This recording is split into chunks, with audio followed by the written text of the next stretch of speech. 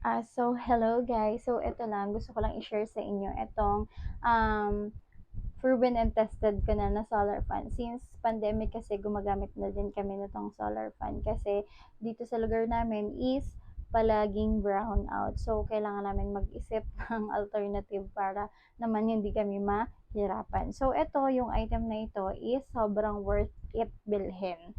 Ayan. So, ito nga po pala is pwede i-charge sa kuryente, pwede din siya sa araw. So, ito, meron na siyang steady, meron siya dito sa likod yan. Pwede mo i-steady, pwede mo din siyang i-rotate.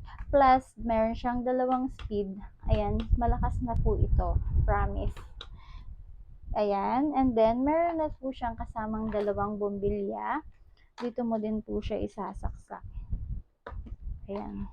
Meron pa siyang switch. Ayan. Yan, sobrang ganda nitong item na to. Plus, meron na din siya ditong ilaw sa, ayan, sa baba. Ayan, may ilaw na siya just in case na masira itong dalawa. Or just in case masira ito, meron ka pang dalawa.